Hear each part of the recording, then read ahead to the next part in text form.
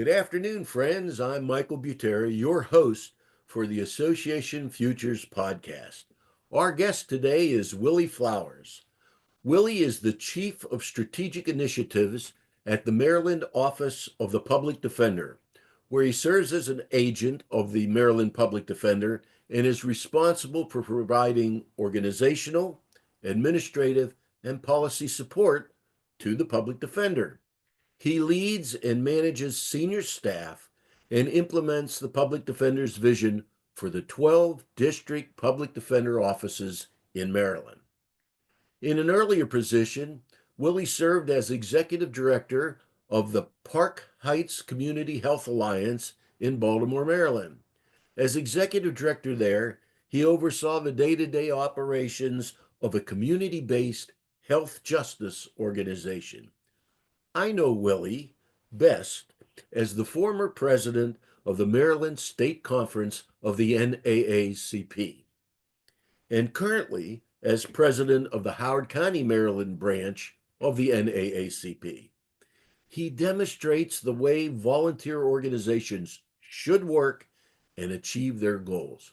For transparency, I serve on the branch's executive committee and have direct knowledge of the skills and leadership Willie brings to the nonprofit advocacy community. Willie, welcome to the podcast.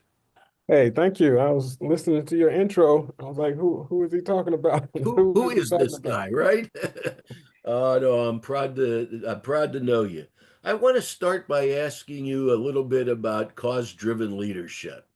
What does it really take for a cause-driven organization to move from the passion that they have for the cause to real sustainable impact?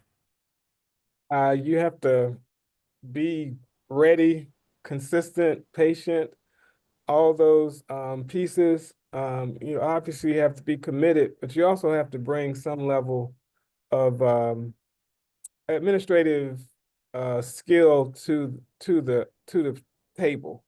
And if you're lucky, you can also have people who are, willing to give their time and volunteerism who have those skills, so you don't have to do all the work.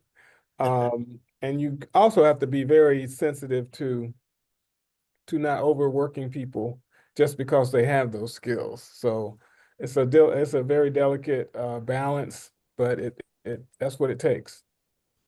And for the sake of our audience here, tell us what really motivated you to get involved in the civil rights movement and in the public defender's office. Well, I was fortunately, however you look at it, I was born in the state of Alabama, and all of my I didn't have superheroes, but all my heroes were people who sacrificed during the civil rights movement, and I just wanted to be one of them. And whether you're talking about Dr. King, of course, there were local people in my community who were really standing up for our community. And I always wanted to take something to City Hall. So in a small town, that's a big deal, and certainly a front page news story. So whenever I saw that, I wanted to do it. I wanted to, do what I could to uplift the community and the people I loved, and just, try to straighten out issues that were a concern in the community. And again, the only outlet I saw at that time was what was happening with the zeal and the zest of the civil rights movement. And I've always been trying to hone in on it until I ran into American politics, and I thought that was a better route. But you know what comes with that. Yeah, absolutely right. So, that in mind, in an era of political and social division, of which we clearly have, how do you keep people focused on this shared mission vision for the organization? That's the tough thing, man. It's the same. You just got to find out what unites people, find out what, issue or matter causes people to come together and to focus. And so much going on now that you have to figure out how to do it, whether you're doing it through a medium like this whether you can do the traditional stuff of showing up at meetings to galvanize people, or you're hosting something that would bring people together. But the goal is to find out what triggers and motivates people to become part of something and believe in something that they can't really see. Yeah. And along those lines, Willie, what key challenges have you faced in aligning multiple stakeholders, have their own little issues, as you know, toward this common cause? And how do you see overcoming those multiple needs that everybody has in a volunteer organization? Wow, it's so many. As you know, we have several committees in the NAACP, and we try to focus on matters, for example, education. We have health. We have um, housing, and this is all just in Howard County. And all these are very explosive issues, right? And then there's this consistent concern about, what's happening with the justice or lack of justice system. And that's a lot. So, based on my background, I mean, I've worked in economic development, I've worked in healthcare, and as you said earlier, health justice. I've done that work. I've worked in currently working with the Office of the Public Defender, and this justice thing, particularly of young people, are very important. But taking all those pieces, we're talking about housing, economic development, we're talking about the criminal legal system, we're talking about education. I have come to the conclusion that it is really about trying to find a social determinant of health that brings all that together, whether you're talking about jobs and employment and ways of facilitating families with what they need long term, because there's a difference between having a temporary job and having a career and stable job, but the preparation for that job should be available through education. So all these tentacles lead to something. And again, the education thing is important because it gives you an opportunity at least to have, everybody doesn't have to go to college, but it allows you an opportunity to be in a space where opportunities can come your way. And if you don't have a career that requires college, you can be in a career that allows you to get the skills that you need to elevate yourself and your family. And that's an ideal situation. We have realities, and I think in our county, Howard County, it's you know I think it abuts Baltimore City, and we have some of the same challenges, particularly when it comes down to identifying what we call invisible disabilities of young people at an early stage so they can have the accommodations that they need for the long term. And with those accommodations, regardless of if it's a developmental disability or whatever, with the accommodations, they can exist and have confidence that they can participate in school and in a career that allows them to thrive with their families. Yeah, one of the things I've noticed about your leadership is you have tried to divide the calendar year into quarters. And for each quarter, you have three big, what I would call objectives. Would you kind of outline that for the audience? Yeah, that's just to make it easy for for volunteers. That was specifically done because you kind of get in the same mode of needs, and the 3 months are divided with programs in mind, uh, membership in mind, because you need members to do anything, but you also need members to help with fundraising. So it's programming. Well, it's actually membership first, fundraising, and then programming. Because if you have the members, you can raise the money. If you have the money, you can implement the programs. And it's simple because we want, volunteers to not be overwhelmed to feel like they have to do all of it. So they can choose one thing. You know, the reason we did that, they can choose one thing, and it can be one thing of year out of the year. But we do want everybody to participate. We don't want to burn anybody out, and we want to have the organization flow and grow. Yeah, it's actually quite impressive, this idea of putting together an operational model in a 100% volunteer organization. I mean, Right, you don't have anybody sitting in an office somewhere handling the anything, including membership and the like. And right. I know that you've worked hard to get involved in the digital world and in and all it is in social media and the like. How does that impact the work that you try to do in civil rights and being in the public defender's office? Well, you have to, I mean, you do have to have young people to see that vision because I don't get it immediately. I don't get it. I remember I interviewed our intern at my old job with the Park Heights Community Health Alliance. This is when it was becoming popular for young people to have a position as a social media director. And I looked at that as a young lady, and I just didn't even understand what she was saying because she had a friend who had a role like that, and in her mind, she thought I could she could pitch a job to me to hire her just to do social media. And that was I guess in 20 it could have been in 2011, 2010, and she had more long-term vision than I did. Now those jobs are in every organization everywhere now. Mhm. So, if you were giving advice to other volunteer leaders, what do you think are like the one, two, or three most important things that a volunteer leader has to bring to an advocacy driven organization? Whoa.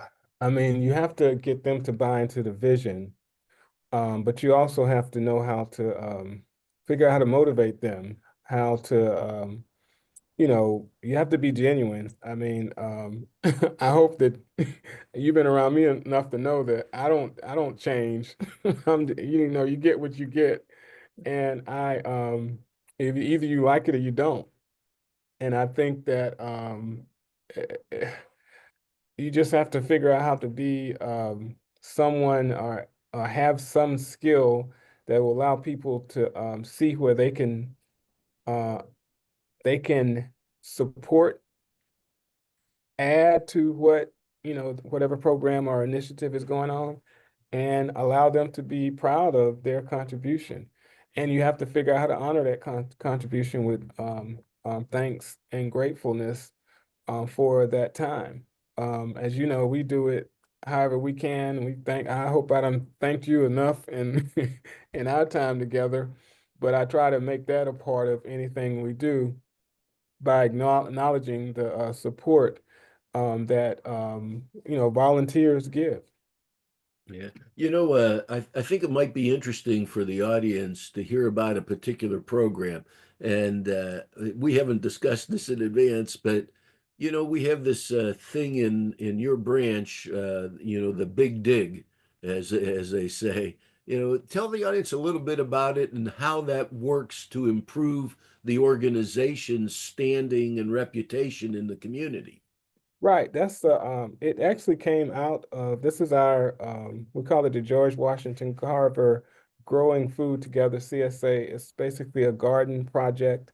We grow on a quarter acre of land in in Columbia, Maryland, at a place called Freetown Farm.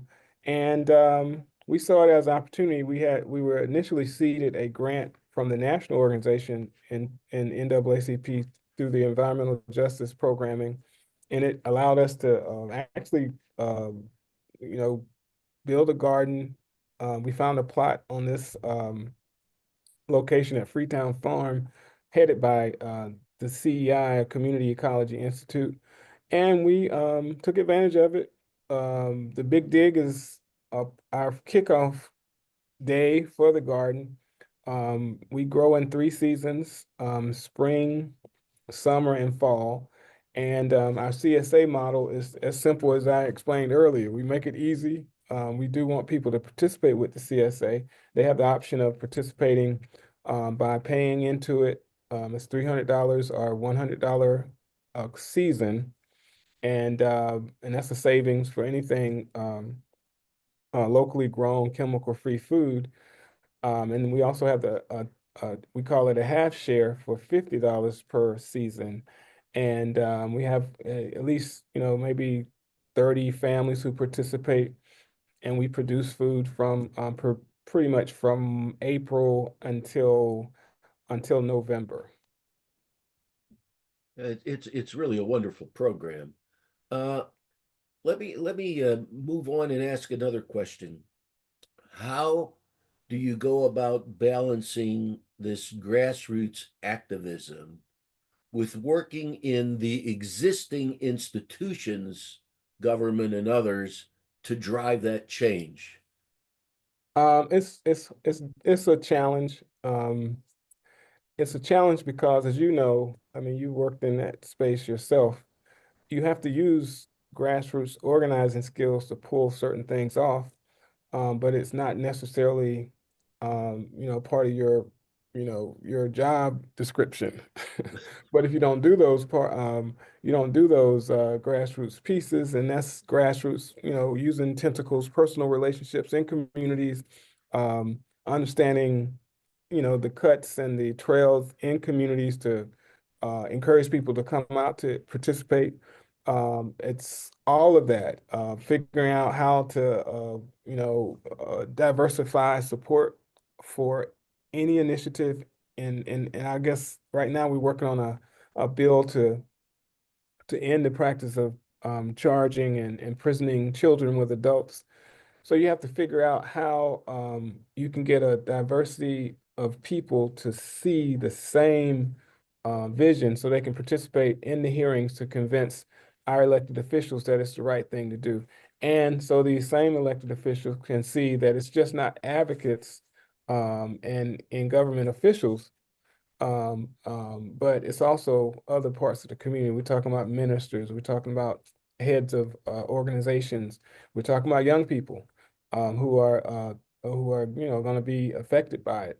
So to use grassroots skills, whether that's, phone calls, these are tactics that are important, showing up at events in the community, all of that to at least have a chance of of amplifying that that's a certain bill that needs to be altered, and it's for the best of the community. It helps, and particularly helps to reduce recidivism when you avoid putting a 15-year-old in prison, but you also have the opportunity, if the law is changed, to give this child an opportunity to shift from making a mistake to being incarcerated with juveniles, so that they can have a chance of some level of redemption, rehabilitation, and to find their purpose. Because nobody should be judged about one mistake they made and permanently incarcerated as a 15-year-old. Right. So, think of if you could think of an issue that's very divisive that you've had to deal with in the branch, as an example. Think of one that I know there are many, so just think Oh, of one. there And are there are many. and how you maintain a balance with all your stakeholders and your partnerships with other organizations. I think one of the most divisive, um, anything pertaining to the public schools is divisive going into it.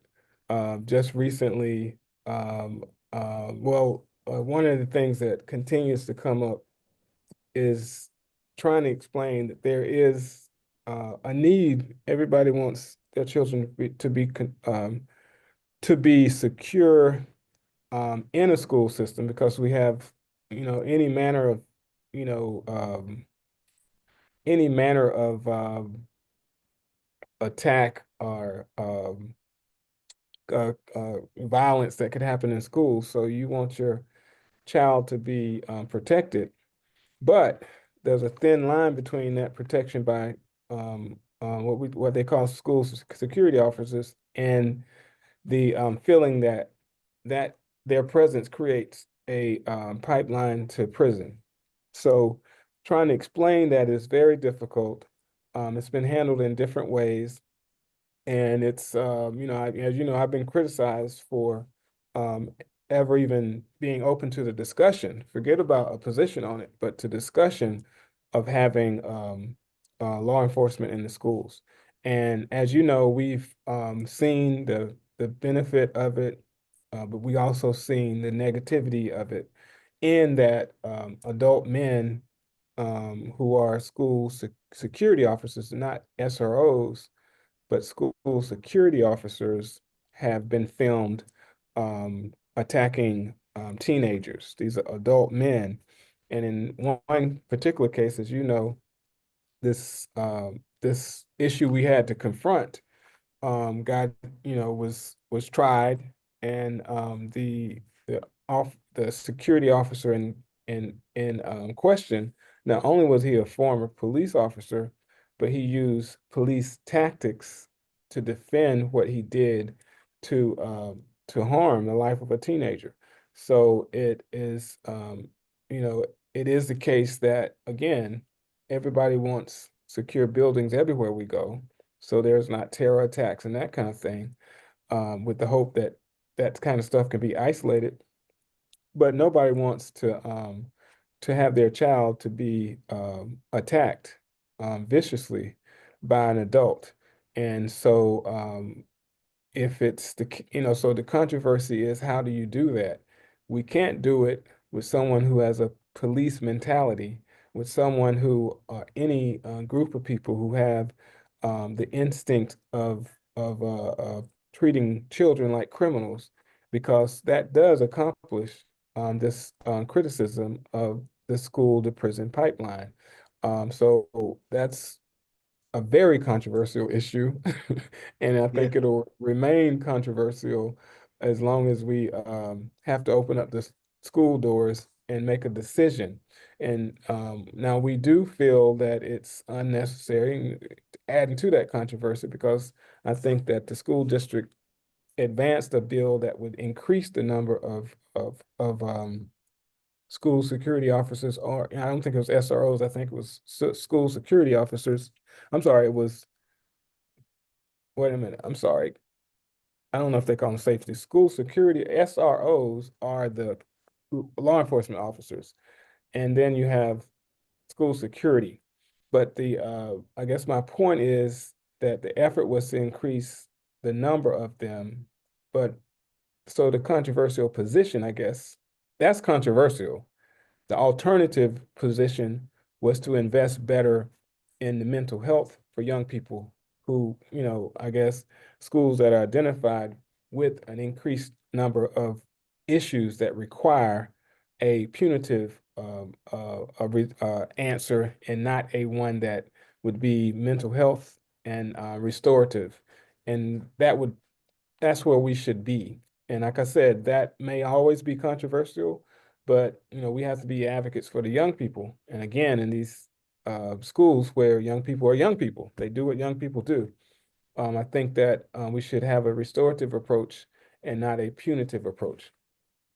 It's interesting that you brought that particular subject up because one of the controversies that you happen not to mention was all the effort you have personally put into building relationships with the police department, and the police union and so forth and so on. Creating flag football operations and all kinds of stuff. Because you one of the things about your leadership, Willie, that I really like and deserves to be mentioned here is your willingness to go where other people refuse to go.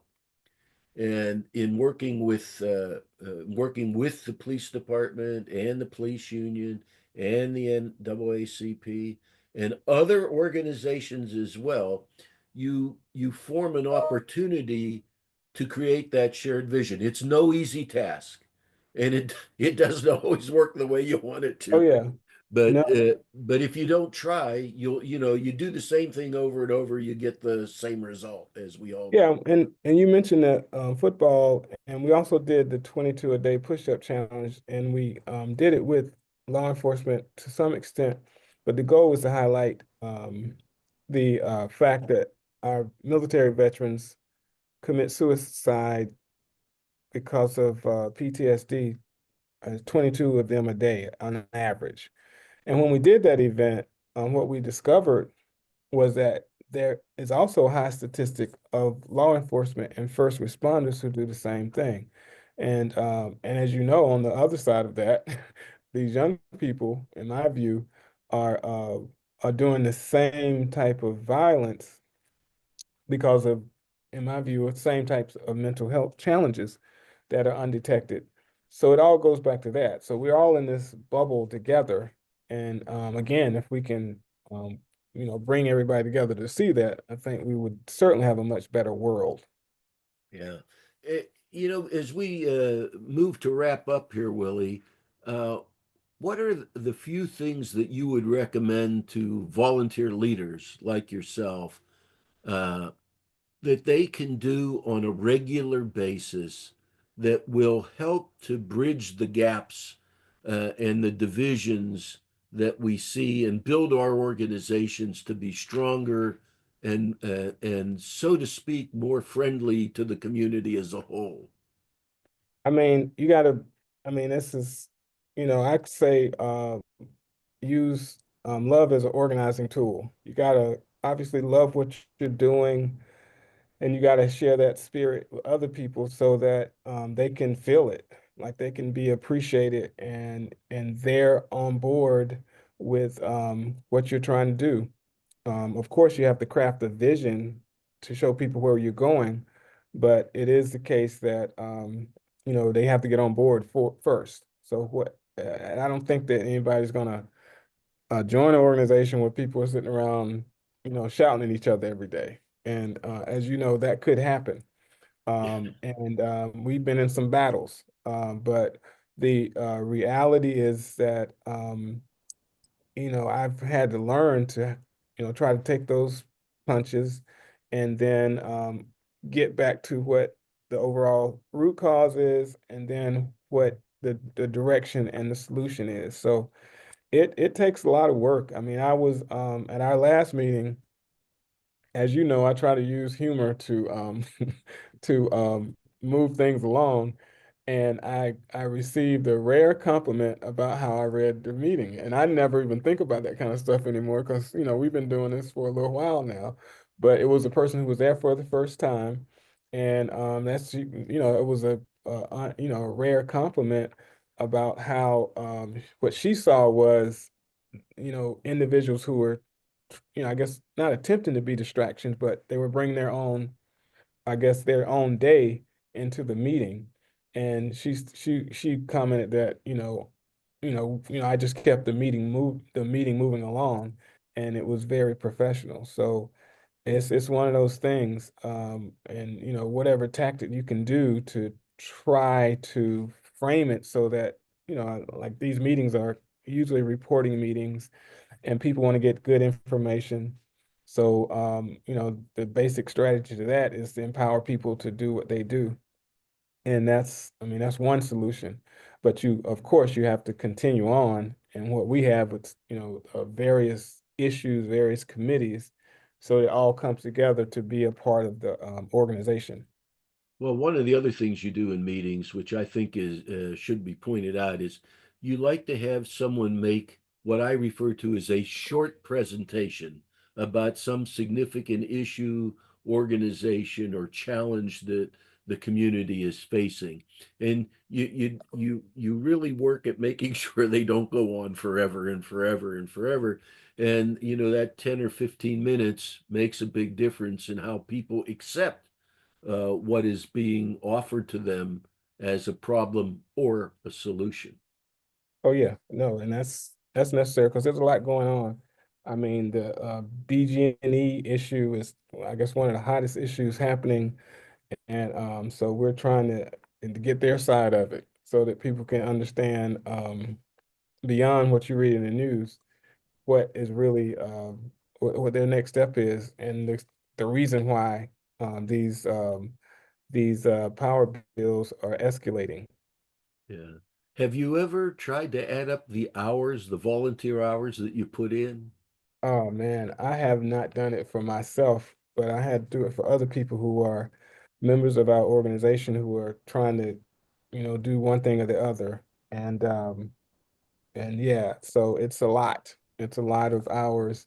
Um, I don't even want to try. It would take a lot of hours to quantify the hours. So, and Well, for what? Willie Flowers, I want to thank you for joining us today on the Association Futures podcast. Our job here, our mission here, is to help organizations, particularly associations, build better institutions for themselves, learn better leadership skills, and avoid short-term decisions that cause long-term problems. Willie, Yeah. you're a great person to have aboard. Thank you very much for being present today. Thank you. Thank you for the time. Good luck. Thank you.